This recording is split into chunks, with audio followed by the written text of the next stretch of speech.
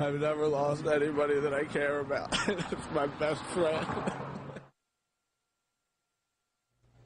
Certainly an emotional time. Best friend and co-star Bam Margera opens up and breaks down after the death of Ryan Dunn. It's good to have you with us tonight. I'm Thomas Drayton. The daredevil and MTV star who was killed in a crash in Chester County, certainly fresh in the minds of family and friends. The coroner's report is out and says Dunn and his passenger Zachary Hartwell died from the impact and resulting fire of the crash in West Goshen Township early yesterday morning. Police have done an accident reconstruction and say Dunn's Porsche might have been traveling as fast as 130 miles per hour. 130 when it jumped a guardrail, flew into a ravine, and burst into flames. Toxicology results won't be back for 4 to 6 weeks. Now, Dunn posted this picture on Twitter hours before his death. And now movie critic Roger Ebert is apologizing for what he said about it. Ebert tweeted, quote, "Friends don't let jackasses drink and drive." As you can imagine, it certainly upset Dunn's family and his friends, including Bam Margera. Ebert said in his Chicago Sun-Times blog today that his tweet wasn't intended as cruel, but he added that while it was probably too quick to tweet, he stood by his message. Our Chris O'Connell spoke with Margera tonight. I know the two were very close, Chris. They sure were. Fellow Jackass star Bam Margera was actually in Arizona, Thomas, when he got the call. He said shook his world, informing him that his best friend he considers his brother was killed in a fiery crash about a mile here from Westchester in West Goshen Township. Well, tonight, Margera went back to that crash site for the very first time. It was a very emotional time for him. Right afterwards, he spoke only to us about his friend. I've never lost anybody that I care about. It's my best friend.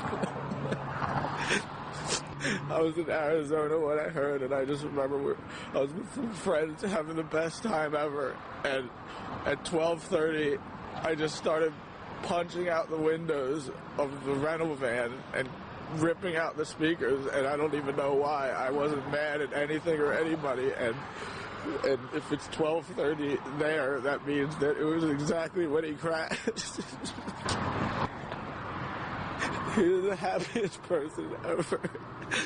The smartest guy. He had so much talent. And he had so many things going for him. It's just not right. It's not right.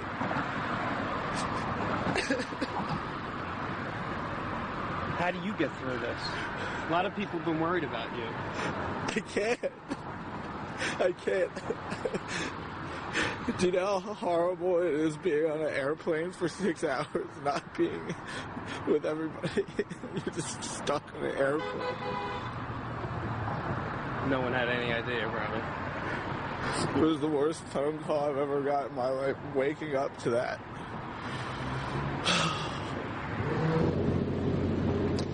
Margera clearly overwhelmed in that interview. He says everyone in the world knew Dunn as that guy with the crazy antics and stunts in the Jackass movie. Margera says he knew Dunn like no one else in the world, like his brother. He says he will never recover from a loss like this, Thomas. Certainly understand his pain. You think about your own friends, the ones that you love, and about losing them.